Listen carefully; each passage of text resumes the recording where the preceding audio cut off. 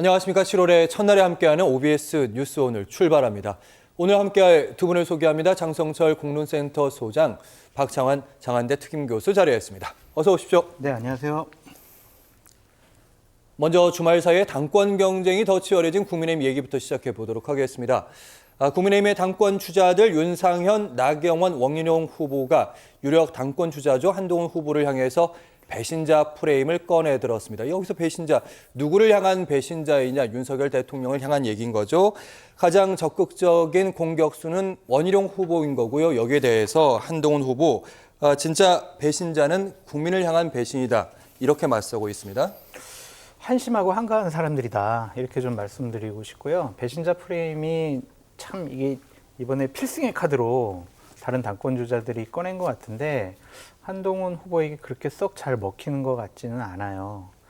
왜냐하면은 예전에 배신자 프레임이 유승민 의원에게 먹혔던 거는 박근혜 대통령이 당시 이제 회의를 주재하면서 수석비서관 회의를 주재하면서 배신의 정치를 심판해 주십시오. 막 이렇게 본인이 직접 등판해서 공격을 했잖아요. 예. 근데 지금 윤석열 대통령이 만약에 한동훈은 저를 배신한 사람입니다. 인간적으로 믿을 수 없는 사람입니다. 한동훈을 당원 여러분 심판해 주십시오. 이렇게 하면은 상당히 파장이 일어났을 것 같아요. 근데 뭐 이번에 대통령실이나 대통령께서 전당대회에 오해 살 만한 일은 하지 말아라. 개입하지 않는다.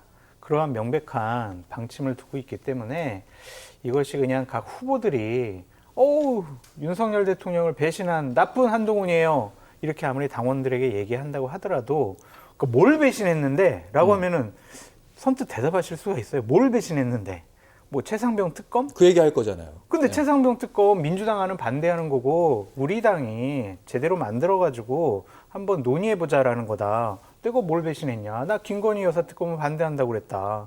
이런 식으로 얘기하면은 그렇게 결정적인 유효타가 아닌 것 같은데 일단 이런 것 같아요. 그러니까 한동훈 후보에 대해서 초반에 그냥 다 공격하잖아요. 후보들도 공격을 하고 이철우 경북도지사, 홍준표 대구시장 그리고 익명의 대통령실 관계자들이 언론 인터뷰를 통해서 한동훈 나빠요 라고 계속 공격을 하고 있는데 현재까지는 한동훈 후보가 좀 잘 맞고 있는 것이 아니냐 좀 그런 생각이 들어요. 근데 제가 이제 어제 한동훈 후보를 제외한 다른 후보자들의 좀 실무 핵심자들을 만나서 얘기를 들어봤더니 이번 주부터 세게 한번 드라이브를 걸어보겠대요. 그러니까 당원들에게 좀 한동훈은 나빠요. 배신자예요. 그러니까 우리 나경원이나 원희룡 찍어줘야 돼요. 이런 식의 프레임으로 세게 한번 선거운동을 해보겠다라고 하니까 이번 일주일 동안 그들의 캠페인이 얼마나 먹히는지 한번 보고 다음 주 월요일이면 어느 정도 초반 판세가 결정된 것 같아요 라고 다음 주에는 말씀드릴 수 있을 것 같습니다. 네. 어쨌든 한동훈 후보에게 타격감이 별로 없는 것 같다. 그럼에도 불구하고 일주일은 지켜보자. 세게 한번 드라이브를 걸겠다. 네. 사실은 이 세게 드라이브를 거는 쪽은 원희룡 후보인 것 같아요. 맞아요. 참 나쁜 정치인 이런 얘기까지 올렸더라고요. 어떻게 보셨습니까, 박창훈 교수님? 저는 배신자 프레임이 이제 등장한 게 박근혜 전 대통령 시절이잖아요. 근데 그때와 지금은 시기도 다르고 내용도 다르다. 그래서 효과가 반감될 수밖에 없다라고 봅니다. 사실 이제 박근혜라고 하는 인물이 보수층에 가지고 있는 이미지가 탄핵 이전까지만 하더라도 보수라고 하는 어떤 상징성, 그다음에 정통성 이런 것에 있어서 굉장히 뿌리가 깊었어요. 특히 TK 지역에 있어서. 예. 그랬기 때문에 박근혜라고 하는 인물과 척을 지고 배신자라고 하는 그런 이미지가 효과도 오래 갔고 또 강력합니다. 지금까지도 유승민 의원이 사실상 TK에서 발을 못 딛고 있잖아요. 예. 그만큼 박근혜라고 하는 인물의 상징성과 정통성이 굉장히 깊었다. 그러면 그에 비해서 지금 윤석열 대통령은 그 정도의 보수의 상징성과 정통성이 있느냐? 그렇지 않다라는 거죠. 그러니까 사실은 윤석열 대통령이 TK를 계속 방문하고 뭐 유경수 여사 뭐 전 생가 방문하고 그러는 것도 본인의 그런 그 취약한 보수의 정통성 이것 때문이거든요. 그렇기 때문에 그걸 만들려고 했던 건데 그런 취지에서 보자면 일단 배신자로는 효과가 그다지 크지 않을 거다라고. 윤석열은 박근혜가 아니다. 네, 그렇죠. 예. 또 시기적으로도 그래요. 총선 이전인과 이후는 다릅니다.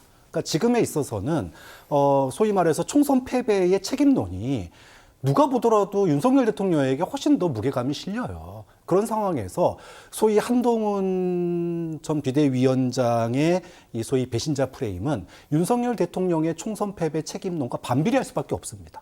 그러니까 만약에 윤석열 대통령의 총선 패배 책임이 적었는데 한동훈 전 비대위원장이 이번에 다시 나오는 거라면은 역풍이 세게 불 수 있어요. 예. 하지만 누가 보더라도 윤석열 대통령의 책임이 굉장히 큰 총선 패배의 원인 중에 하나거든요. 예. 그렇기 때문에 배신자 프레임이 예전처럼 그렇게 크게 강하게 또 오래 가기가 어려운 구조다. 물론 보수층에게 배신자 프레임이 그만큼 무서운 무기인 건 맞습니다. 그런데 이 무기가 과거처럼 큰 영향력을 발휘하려면 주체도 또 대상도 좀 소위 말해서 박근혜 대 유승민식의 그런 구도가 와야 되는데 현재의 소위 윤석열 한동훈의 구도는 가까워도 너무나 가까웠잖아요. 불과 몇 달 전만 하더라도 복심이라고 그랬고 후계자라고 그랬었어요. 예. 근데 갑자기 하루아침에 배신자 이러면은 그걸 보는 사람이 어리둥절이거든요.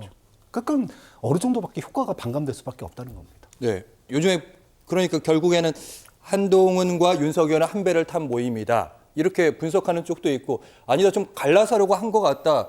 이런 두 가지 분석이 지금 계속 공존하고 있는 거잖아요. 사이는 안 좋아요. 그러니까 윤석열 대통령하고 한동훈 후보랑 예전처럼 정말 인간적으로 가깝고 믿을 만한 뭐 내 동생 아니면 내 후배 이건 이제 끝난 것 같아요.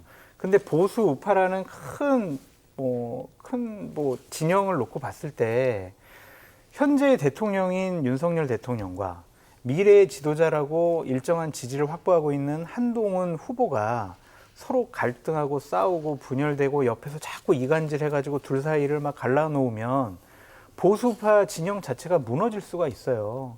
그래서 저는 원희룡, 나경원, 윤상현 이 세 분 다 훌륭한 분들이지만 현재 한동훈은 나빠요. 왜? 윤석열을 배신했어요. 근데 뭘로 배신했어? 몰라요. 그냥 배신했어요. 이런 선거 캠페인은 상당히 부적절하고 잘못됐다라고 말씀드립니다.